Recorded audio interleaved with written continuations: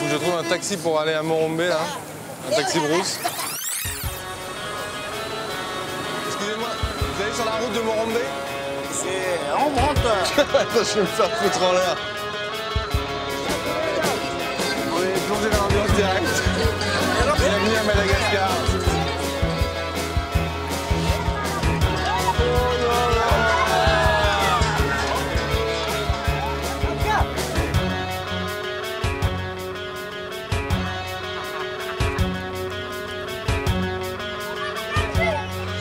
Jérôme.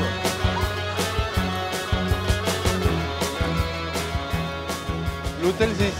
C'est ici ou pas? C'est où? C'est là? Ça, c'est la douche. Et les toilettes.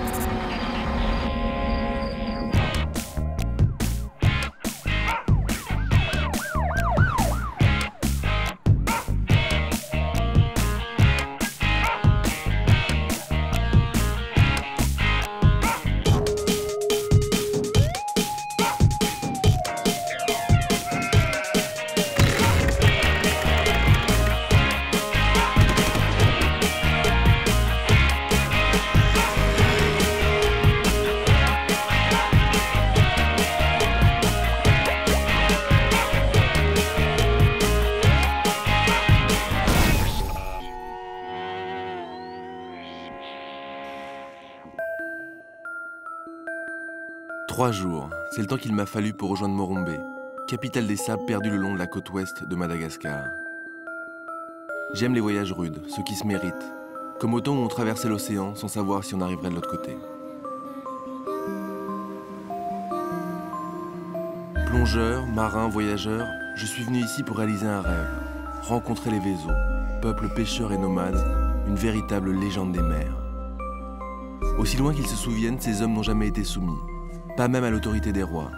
Je voudrais partager leur vie, naviguer, plonger, dormir sur les îles, goûter à cette existence de pure liberté. Première étape, le marché aux poissons. C'est là que tout se passe, je pars y prendre mes premiers contacts.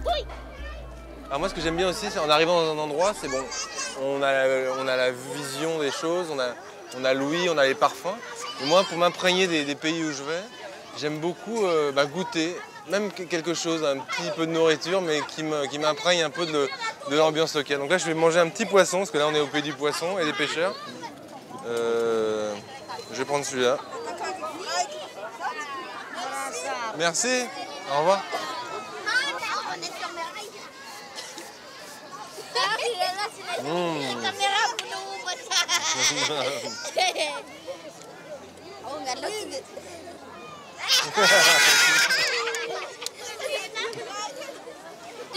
Encore. Quoi?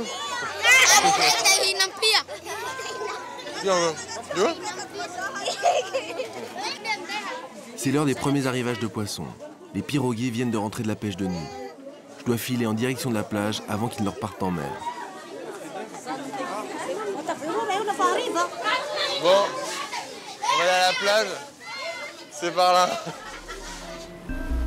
Les visages, les voiles, les couleurs, tout est là. Je cherche un pêcheur qui voyage avec sa famille et qui acceptera de m'embarquer. Où est-ce que vous allez? À Tampoulouvé. C'est loin? C'est loin. Vous partez avec la famille? Avec... Vous partez tous ensemble? C'est juste vous qui partez, pas la femme. Ma grande aventure s'engage mal. Je pensais trouver des nomades, je ne rencontre que des Vézos sédentarisés. Ils sont de moins en moins nombreux à voyager en famille pendant la saison de pêche. Mais il m'en faut plus pour me décourager.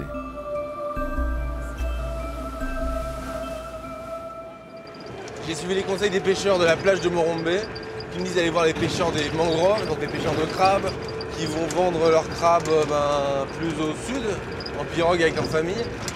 Voilà, mais normalement, si tout se passe bien, je devrais trouver une pirogue qui va m'emmener avec sa famille en mer. Voilà. Ah, c'est rock'n'roll, hein.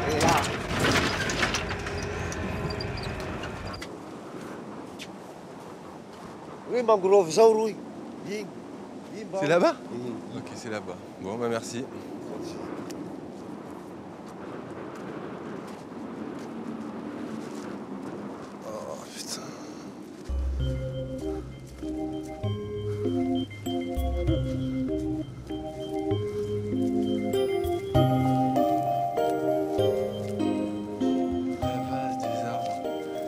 pêcheurs ici, il n'y a pas de pêcheurs. C'est quoi ça? C'est des traces de pieds, c'est pas les miens qui sont plus petits. Ça veut dire qu'il y a des pêcheurs qui sont planqués là-bas. Il y a quelqu'un? Oh! Ah! Il y a quelqu'un.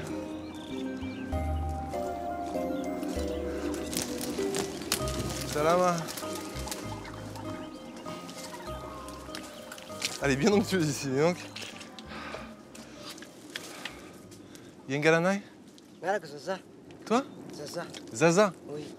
Et moi, Jérôme. Moi, je cherche une famille qui part en pirogue sur la mer. Ah, t'as une pirogue? T'as une laca? Oui, oui, mon cousin en a une. Si tu veux, je connais une famille. Ils sont dans le sud en ce moment. Attends. Moi, j'ai une question très importante. Ils sont loin d'ici? Ils sont à Morombe? Ils sont dans la région d'Andavadok, là où je vais vendre mes crabes. Je peux aller avec toi en Andavadok? Tu me présenteras la famille que tu connais? C'est sûr, hein? Ouais, c'est incroyable, mais j'ai l'impression que j'ai trouvé quelqu'un qui va m'emmener en Andavadok. Ah, ça m'a donné envie de pêcher les crabes, cette histoire. C'est où les crabes?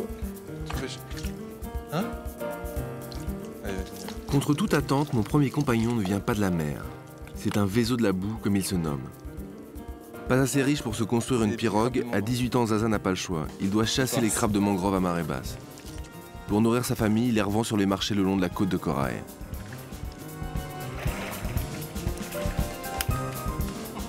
Il y a un crabe là? Mais comment tu l'attrapes?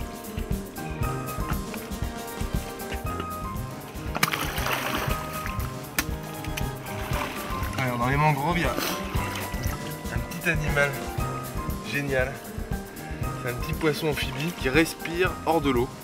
Il se déplace avec des nageoires en forme de pattes. Et tous les échanges gazeux, là, donc la respiration se fait à travers sa peau. Voilà, c'est assez étonnant comme bestiole. Le rendez-vous est fixé. Je retrouve Zaza le lendemain matin sur la plage pour mon premier voyage en pirogue.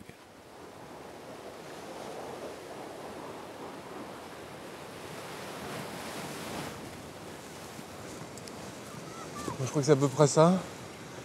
L'endroit que m'a indiqué Zaza. Là, il est là-bas. Zaza. Salama. Ça va bien? En Andavadok? À cet instant, je sais que j'ai un pied dans mon rêve. Ici, il n'y a plus de route. Mon voyage se poursuit maintenant sur l'eau, le territoire des Vézos. Sur cette côte, les courants, les embruns remplacent l'asphalte et la poussière.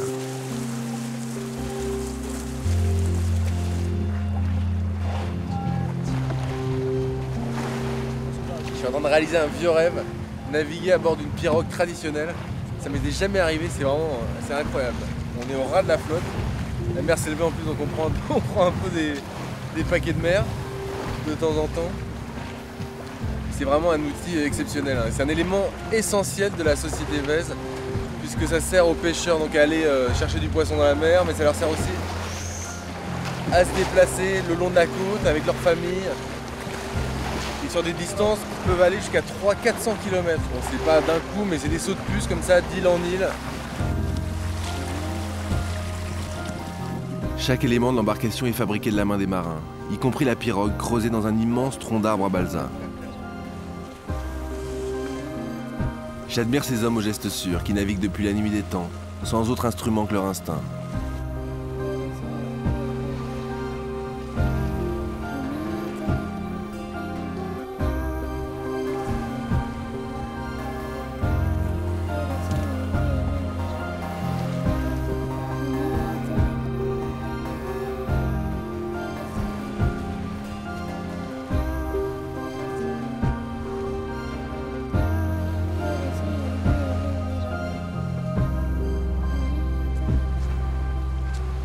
Après 4 heures de pirogue, nous atteignons Andavadok.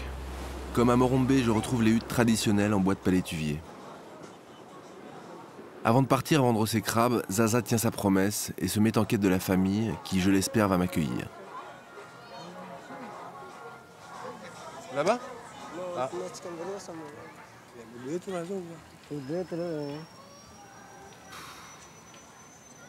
C'est là-bas? Donaldson? Donaldson? Bonjour. C'est toi, Donaldson? Oui. Et toi? Ernestine.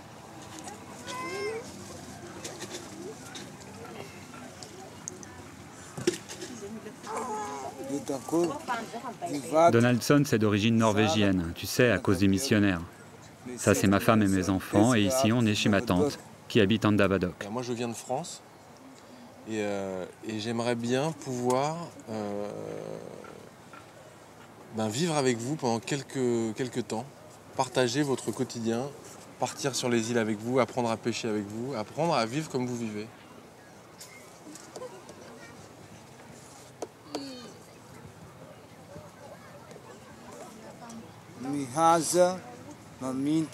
Tu peux venir avec nous. On pêchera à la ligne, au filet, on prendra de la nourriture pour ma femme et mes enfants, et pour toi. Je peux venir avec vous. Merci Zaza.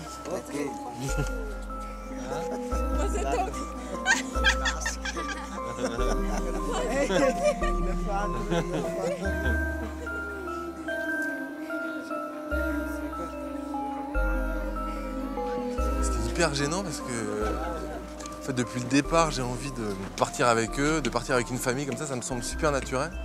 Et au moment de demander, je me suis retrouvé devant eux. Et juste en leur demandant, j'ai senti toute la gêne en fait que ça représentait pour moi de m'incruster dans une famille. Et c'est assez étonnant parce que je pensais pas du tout que je réagirais comme ça. Je pense qu'ils l'ont senti aussi, ils ont été quand même super sympas avec moi. Parce que bon, il y a une petite discussion quand même pour voir, mais visiblement, ça n'a pas l'air de les déranger plus que ça. Donc voilà. Donc je suis au paradis, c'est génial. J'achète quelques vivres, du riz et un breton qui se respecte un peu de rhum local. Un mélange entre le kérosène et l'alcool à 90. Nous partons demain. Pour la première fois de mon existence, je vais me glisser dans la peau d'un nomade des mers.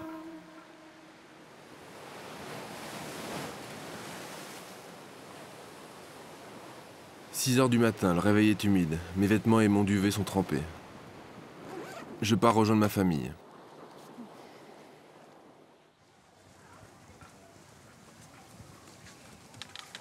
Comme tous les marins du monde, les Vezos sont superstitieux. Ici, la coutume veut qu'avant chaque départ en mer, les pêcheurs consultent le Tchumba. Les Tchumbas sont des possédés qui ont la faculté de recevoir dans leur corps les âmes des disparus en mer.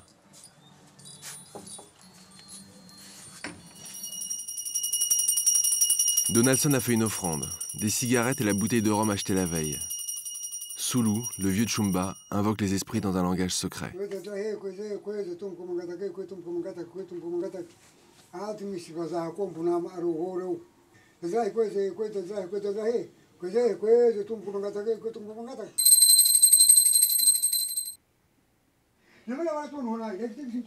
L'esprit d'un marin comorien mort par noyade il y a plusieurs siècles incarne le Tchumba.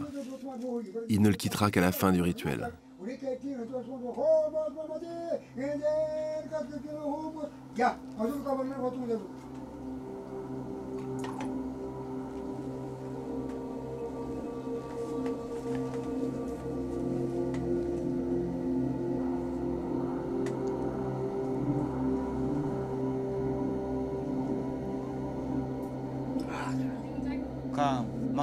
Nous sommes avec un Vasa, un blanc. On veut pêcher, mais s'il vient avec nous, est-ce que ça ne va pas nous porter malheur? Ah, tu me parles du Vasa. Mais pour les dieux, tu sais ce qui compte? Est-ce que toi, tu as commis des fautes? Oui, il a commis des fautes. Je sais que je dois me repentir, que je n'arriverai à rien sans votre présence. Je ne suis rien sans vous. Bon, le Vasa, il va dans l'eau? Oui, il y va. Bon. S'il va dans l'eau, il faut qu'il fasse comme vous. Il faut qu'il fasse la prière, qu'il donne l'offrande au grand oiseau Vorombe. Après ça, nous, les esprits des ancêtres, on vous laissera tranquille.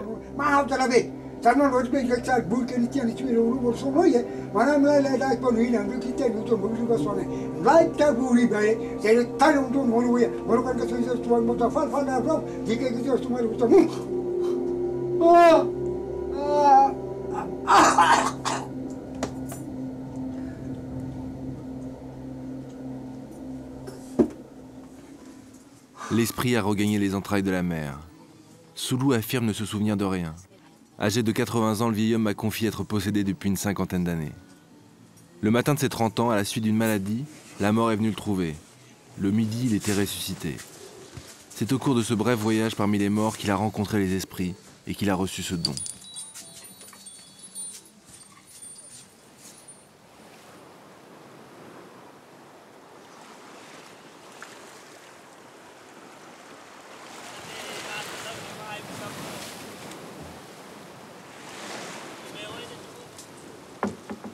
Je laisse charger la pirogue, parce que moi j'y connais pas grand chose.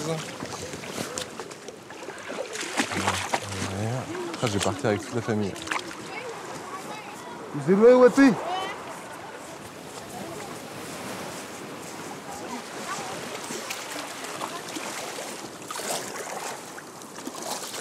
Ce matin, c'est la pétole, pas un souffle de vent. Nous remontons à une trentaine de kilomètres plus au nord, vers Nosilava, un îlot aux eaux réputées poissonneuses. Je suis ému parce que c'est mon premier vrai grand départ. Tout le monde est à bord, même les enfants. Herman, 12 ans, Ernest, 3 ans et Titson, âgé d'à peine 4 mois.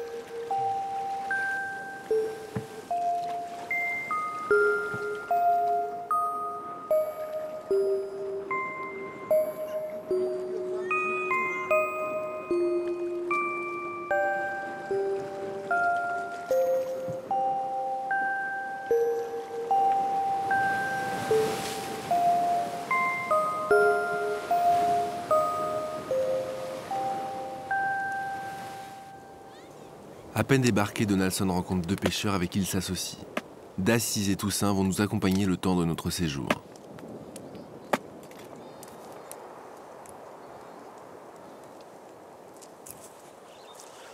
Première nécessité en arrivant, chercher du bois pour le feu.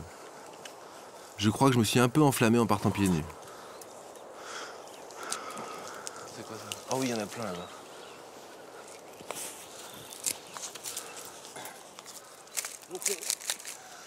Bon, la bonne nouvelle, c'est qu'on doit ramener la souche.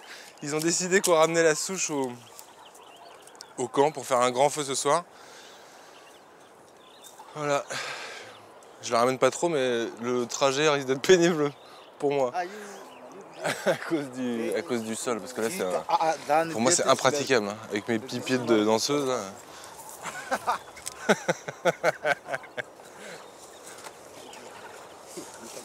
Ah, ça c'est le champ de mine qui arrive là. Oui, allez, vas-y.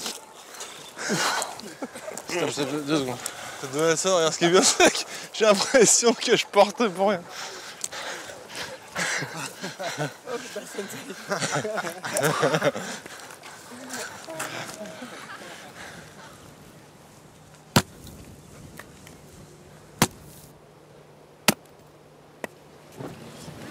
Seconde mission, le repas. Au menu, ourita et riz. C'est des pieuvres qui ont été pêchées et séchées. C'est très pratique et ça peut faire de jolies boucles d'oreilles.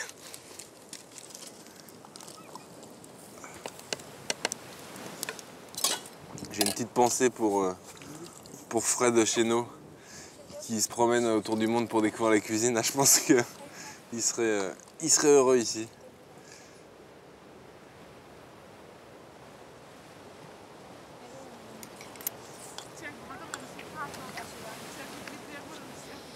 Prends des forces avant d'aller à la pêche.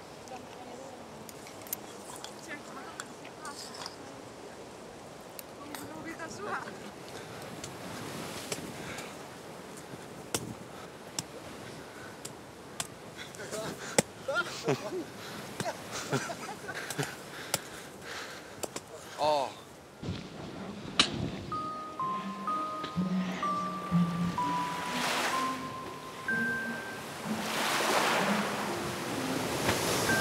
La mer est haute. Le temps d'une prière à Vorombe, le dieu oiseau, et Donaldson part pêcher pour nourrir sa famille. Maminta, Miraza, les Vézos disposent d'un vocabulaire très riche pour nommer chaque type de pêche.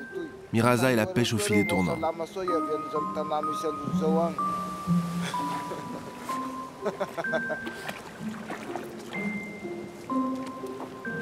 Il y a 400 mètres de filet là qui sont en train d'être mis à l'eau. Je pense qu'à remonter, ça va être du sport.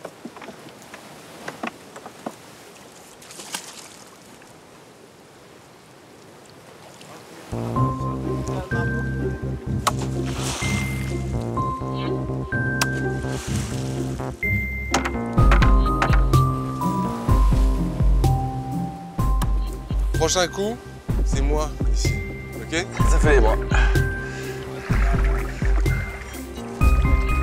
C'est hyper lourd. Il faut tout partager, y compris les tâches difficiles. Les poissons qui se gonflent dès qu'on les touche. Ouais, c'est génial. Allez Pépère, retourne à l'eau. Voilà, donc c'est le type de poisson qu'on pêche dans les filets. Il n'y en a pas beaucoup. Et c'est vrai que par rapport au dispositif déployé par Donaldson, ben, la pêche est un peu maigre. Ça veut dire aussi qu'on accepte de ne pas forcément manger à sa faim tous les jours. Les pêcheurs ont abandonné leurs filets traditionnels en fibre de baobab pour ceux en nylon. Ces outils modernes ont fait des ravages et diminué les ressources. Mais pour les vésos, une mauvaise pêche reste une punition des dieux. Une croyance qui risque à terme de leur être fatale. Il y a longtemps, j'étais un Masikourou, un paysan. Je cultivais, j'élevais des zébus. C'est comme ça que mon père m'a élevé. Je n'aimais pas cette vie, j'étais endetté. Quand j'ai eu 20 ans, j'en ai eu vraiment assez. J'ai quitté mon père, ma mère, et je suis venu sur la côte pour rejoindre la famille de ma mère. Ce sont des vésos. Je ne connaissais pas du tout le métier de pêcheur. Alors j'ai appris la pêche, à naviguer sur des pirogues avec mon oncle. C'était difficile. Ici, les hommes ont grandi sur la mer. Ils connaissent ce monde depuis qu'ils sont enfants. Moi, j'avais peur, et je ne savais même pas nager. Au bout d'un an, mon oncle a décidé que j'en avais appris assez. Alors, il m'a envoyé faire un voyage tout seul sur une pirogue. Mais je n'ai pas réussi tout de suite. Les 2 premières fois, j'ai coulé. Mon oncle me suivait avec une autre pirogue, il m'a sauvé la vie. Ce n'est que la 3e fois que je suis devenu un vrai véso. Je suis pêcheur et heureux en tant que pêcheur. Traditionnellement, quand on travaille bien à l'école, on devient directeur, policier. Les enfants, je voudrais qu'ils soient pêcheurs comme moi, mais éduqués, car moi, je suis heureux comme pêcheur et je veux qu'ils aient cette vie-là, sans problème, mais je leur laisserai le choix.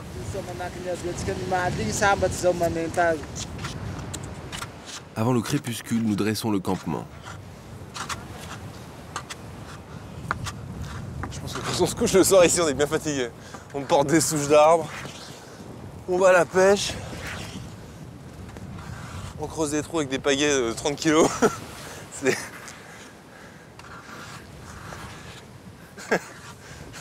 non, c'est moi.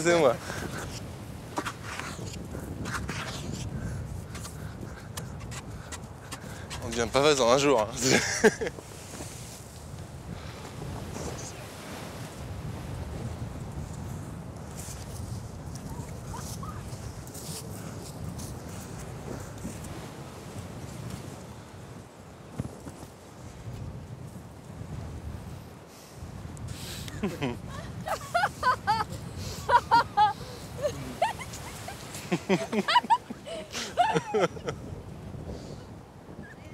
Cette grande voile abritera la famille pour la nuit.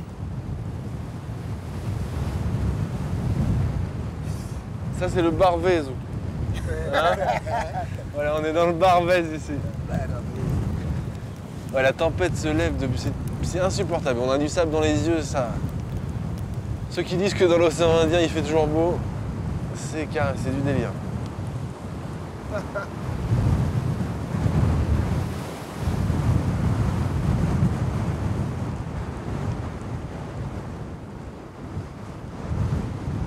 La fatigue et la tempête ont eu raison de notre faim. Ce soir, nous nous écroulons sans manger.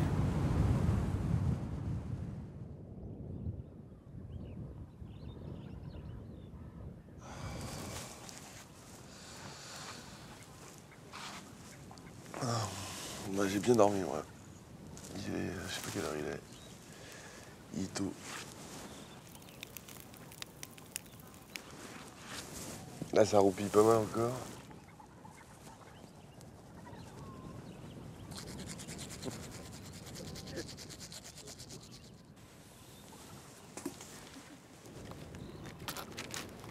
Je suis fasciné par les gestes sûrs d'Arman qui achève de gréer une petite pirogue qu'il a taillée dans un morceau de balsa.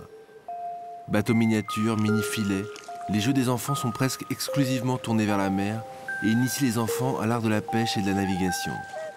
Ils apprennent ainsi dès le plus jeune âge à faire corps avec l'océan.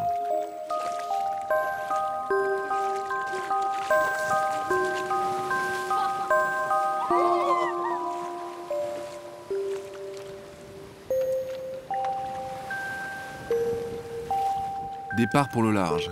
Donaldson veut profiter des eaux calmes pour repérer une tortue. Les vaisseaux guettent les rares moments où elles viennent sommeiller sous la surface pour les surprendre.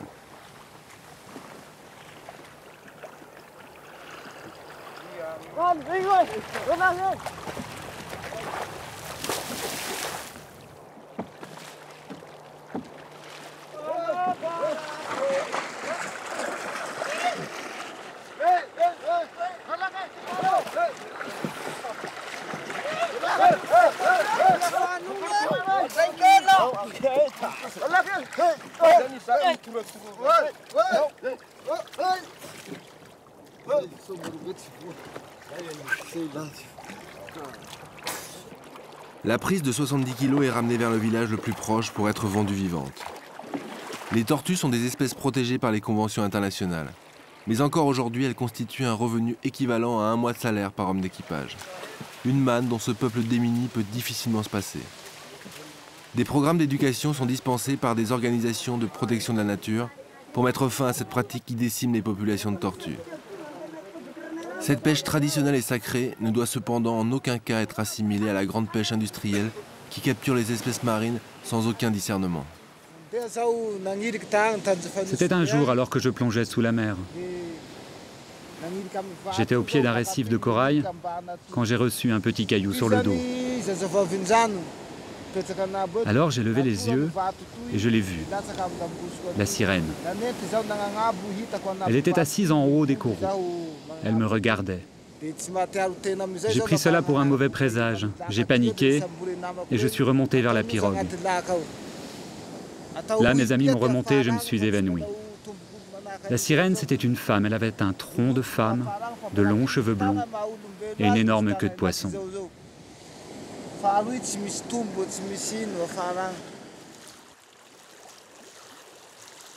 Nous quittons Nosilava et les pêcheurs pour descendre vers une autre île plus au sud.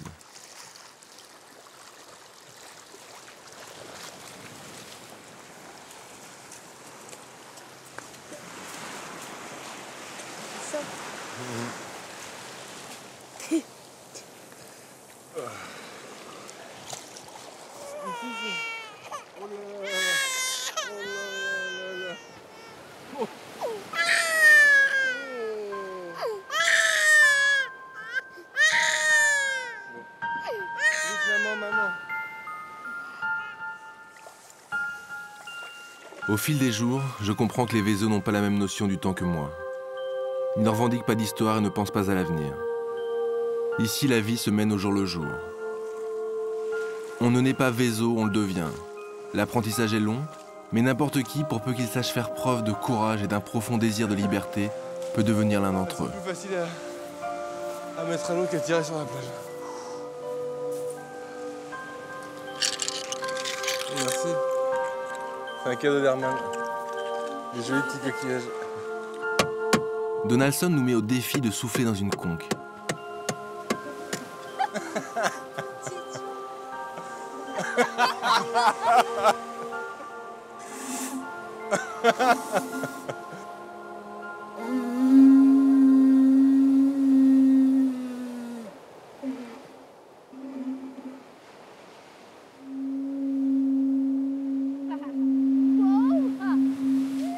Moi c'est à moi, alors j'ai gagné la coupe.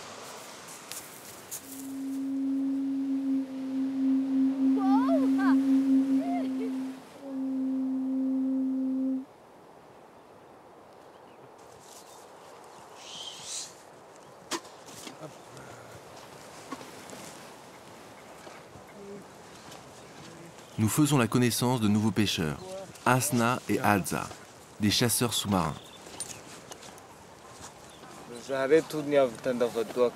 Je viens d'Andavadok. Je cherche des pêcheurs avec qui m'associer. Ça vous intéresse? Le blanc, c'est Jérôme. Il voudrait plonger avec nous. Oui. Oui, associons-nous. Et moi je pourrais aller plonger avec eux?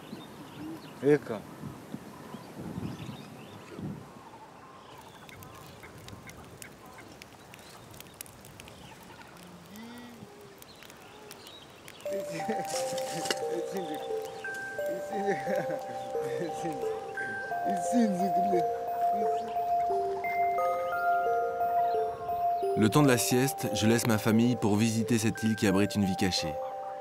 Des hameaux de huttes dissimulent une grande communauté de pêcheurs. Tout au long de la saison de pêche, ils récoltent les produits de la mer qu'ils revendront ou troqueront à leur retour à terre.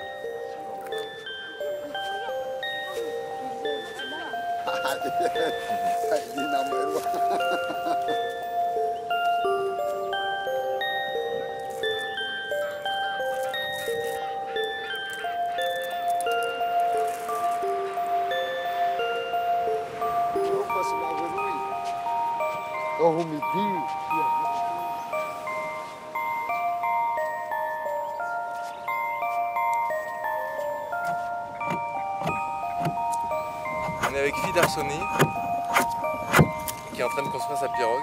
Les pirogues sont vraiment construites comme on construisait les bateaux en France au 18e, au 19e siècle. C'est-à-dire qu'il y avait très peu de tout, il y avait beaucoup de chevilles. Et là c'est purement traditionnel, il n'y a pas un morceau de métal dans cette pirogue.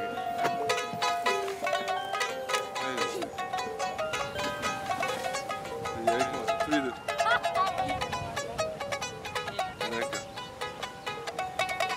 C'est bien comme ça? C'est bien? Ah voilà, ça y est. J'ai chopé le coup de main là.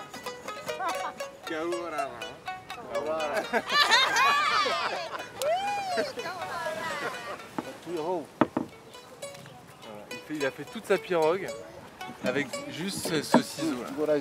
Et une hachette. Voilà. Je peux essayer?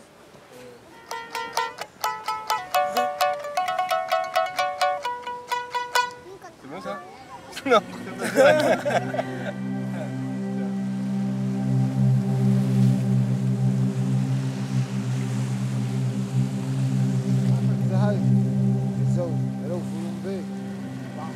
Comme me l'avait recommandé Soulou, le vieux Tchumba, je me joins à la prière au dieu Vorumbe.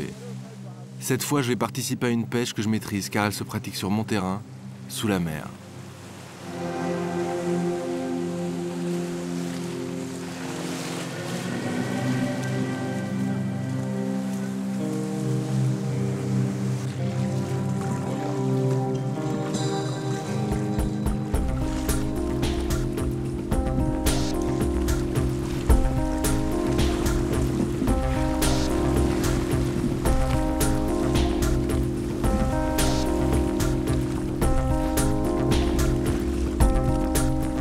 Chez les Vèzes, il y a les pêcheurs au filet, les pêcheurs des mangroves, mais il y a aussi les chasseurs sous-marins.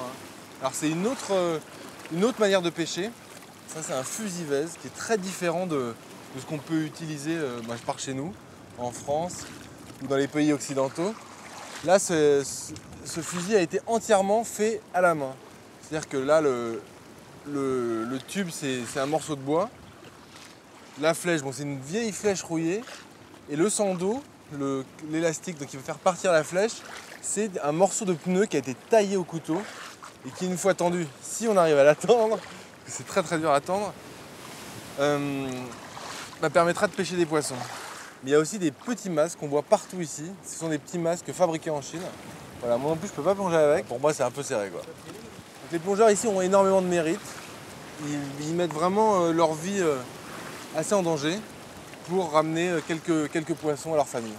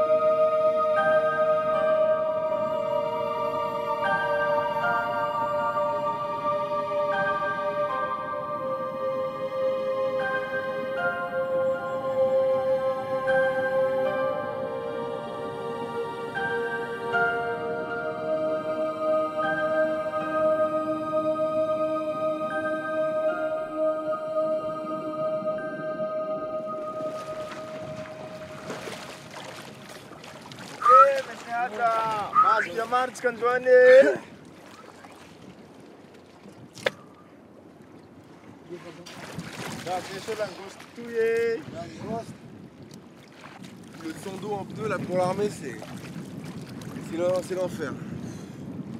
Ah, je ramasse là. J'ai pas trop me plaindre parce que mon camarade à côté de moi, il a des palmes qui font un quart de la taille des miennes. Il a un fusil malgache tous les jours. Il va tous les jours. Et franchement, descendre à 15 mètres même avec des palmes comme ça, c'est dans du courant comme ça, c'est assez balèze.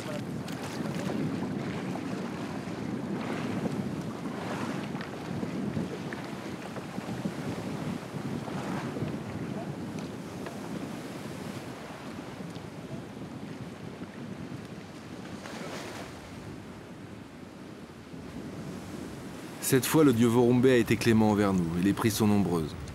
2 ou 3 poissons seront préparés ce soir autour du feu.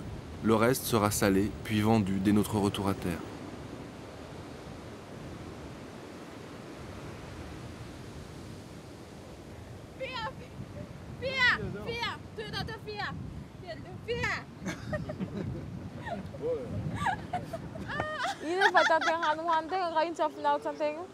Être la femme d'un pêcheur vézo, ce n'est pas un choix de vie, c'est une condition. Si on ne pêche pas, on doit emprunter de l'argent aux autres. C'est parfois compliqué. Je me dis que je pourrais vivre ailleurs pour gagner plus d'argent. Si ça m'arrivait, je quitterais mon mari.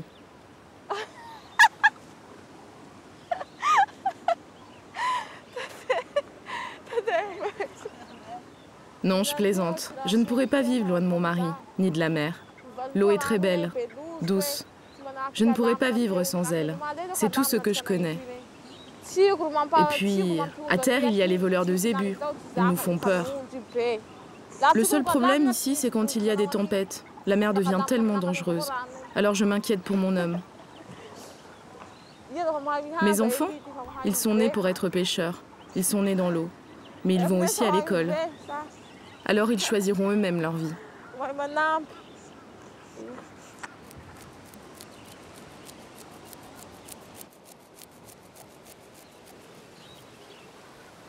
Je me fais peu à peu à cette vie rude, et les liens que j'espérais se tissent. À leurs yeux, je ne suis plus simplement le vasa, l'étranger qui les accompagne.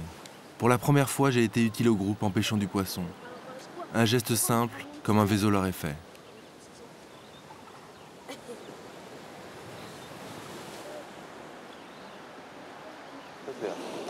Comment ça? Non, mais qu'est-ce que tu fais? Qu'est-ce que tu fais? Attends. À quoi tu penses? Pense, à quoi tu penses? Vasa Vezo? Je suis un Vasa Vezo, moi? Merci. Un Vasa Vezo. Ça me fait plaisir, Arman. Je suis très content.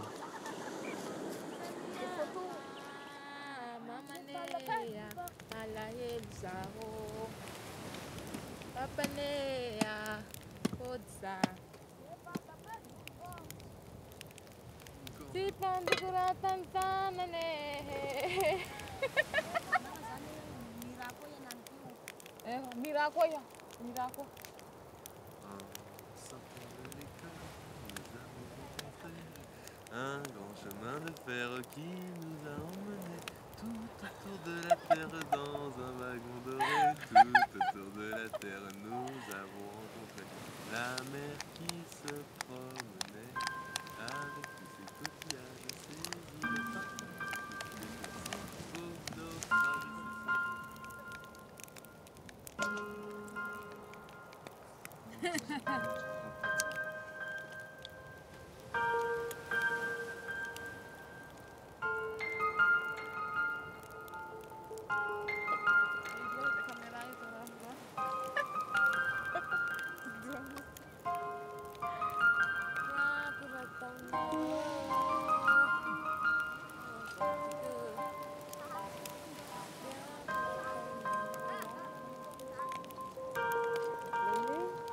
Le nez.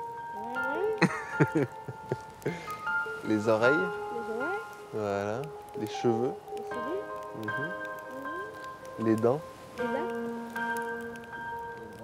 La langue. La main tang. Comment? Tang. Tang. Tang. Alors, le pouce. Mame, voici mame. Et là, 5 doigts. Voici 2, voici 3. Les pouces, l'index, les mazels, l'annulaire, l'auriculaire.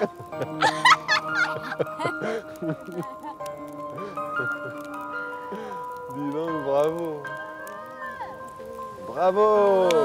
Bravo.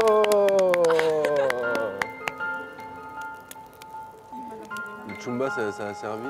Morombe, il a été gentil avec nous.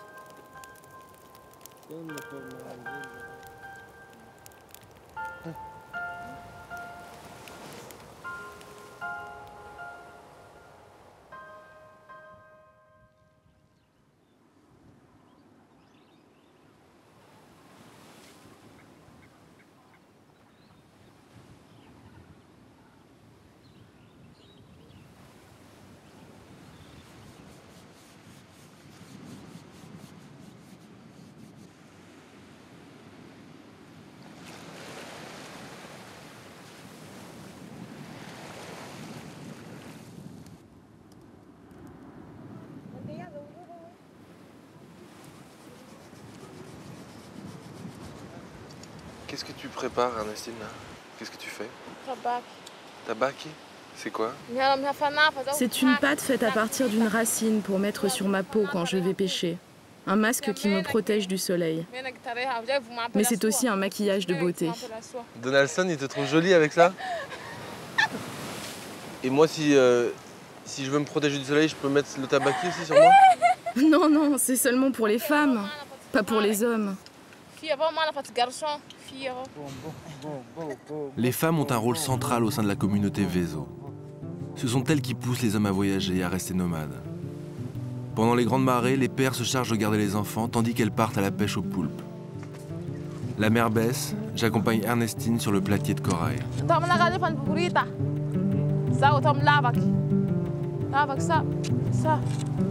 Tu plantes, c'est ça? Oui. Et quand tu plantes dans la lorita, le poulpe, tu tournes? Oui. Oui, ok. D'accord. Ça? Une étoile de mer? Tu manges ça? Non. C'est pourquoi? C'est pour décorer la maison. Quand tu vois une orita, il faudrait déjà aller voir les oritas. C'est impossible.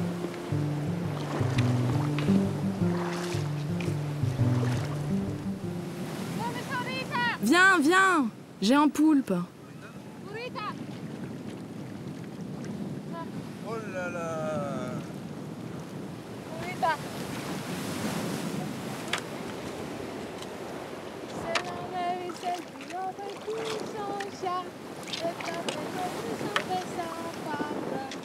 C'est le père de sucré qui lui a répondu.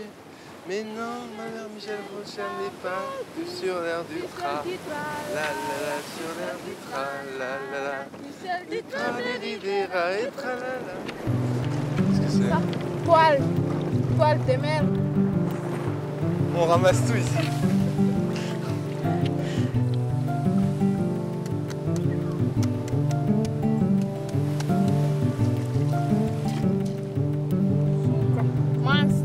C'est les oursins, tu les manges? Oui. C'est bon ça les oursins?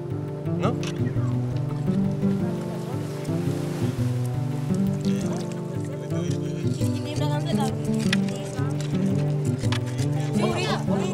Burrita, allez. Voilà, donc là ils viennent de pêcher une pieuvre avec les pics qui nous a craché de l'encre. Avec le vent, ça a arrosé tout le monde.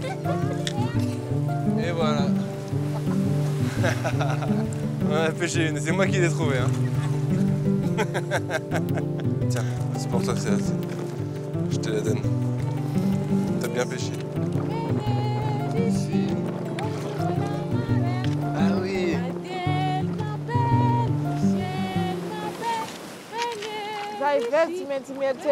Nous, les Vezo, nous sommes courageux. Nous connaissons la mer. Où qu'on soit, on arrive toujours à trouver quelque chose à manger. On vit au jour le jour. Les auritas sont rarement mangées fraîches. Elles sont séchées au soleil, une technique que l'on retrouve jusqu'en Asie du Sud-Est. Les Vezos les garderont jusqu'à la saison des cyclones pour assurer leur subsistance quand ils ne peuvent plus sortir en mer pour pêcher.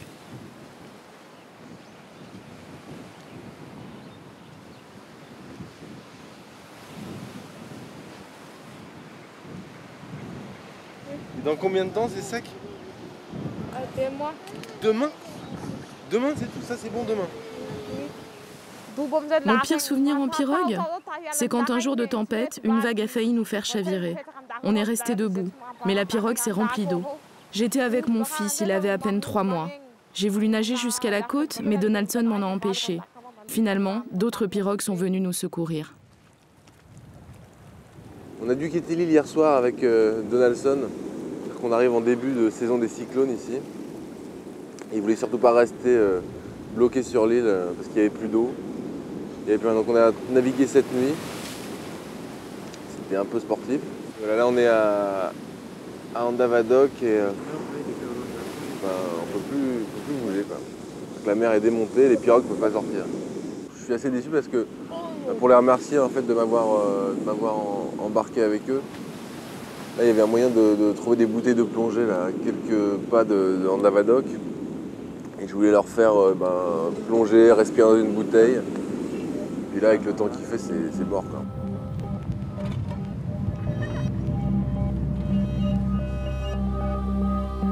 La veille au soir, alors que nous regagnions la côte, les déferlantes ont frappé à plusieurs reprises notre pirogue, qui s'est entièrement remplie d'eau. Donaldson a navigué prudemment, mais une vague mal négociée aurait aisément pu nous faire chavirer et coûter la vie aux enfants Ernest et Titson. Cet épisode m'a fait prendre conscience de toute la violence de l'existence des Vezos. Des dizaines d'équipages disparaissent en mer chaque année.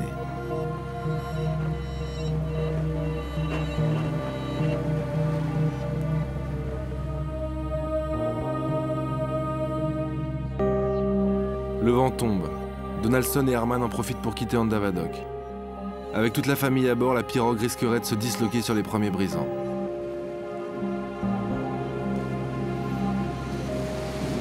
Oh, c'est des fous ici.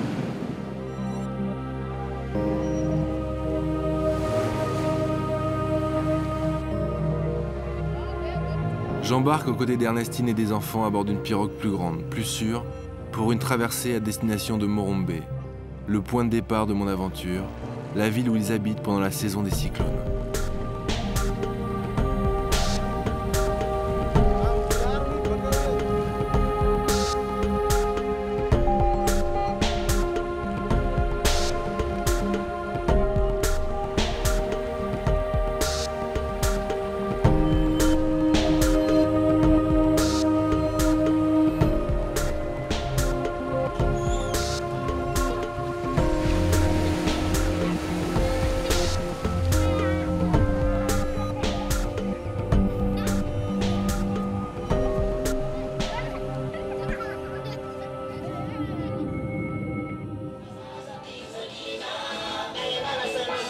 Alors ici, les pêcheurs, quand ils ont terminé leur journée, ils vont au bal pêcheur. Ce sont des petites cabanes. Il y a beaucoup de musique très fort, ils boivent des bières. Et je crois même que c'est dans un endroit comme ça que Ernestine et Donaldson se sont rencontrés. Donc c'est pas le même parce que je crois que l'ancien, le relax, c'est ce qu'il m'avait dit, n'est plus à la mode. Ici on est à l'éclipse. Allez, on y va.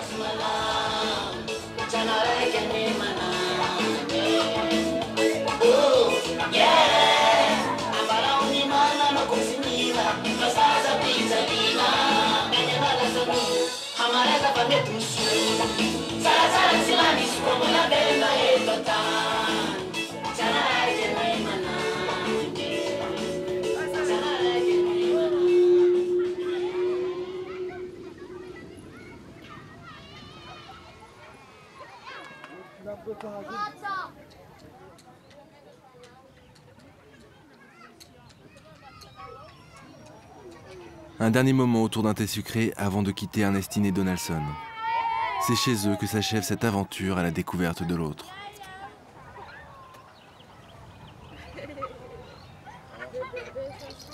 C'est un cadeau pour moi? Allez, là.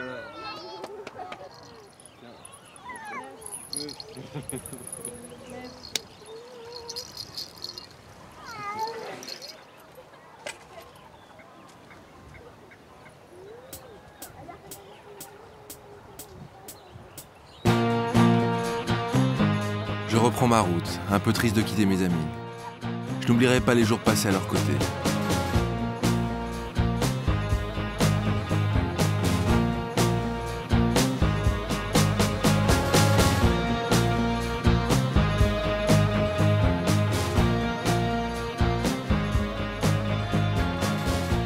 Plusieurs menaces pèsent sur l'avenir des Vézos.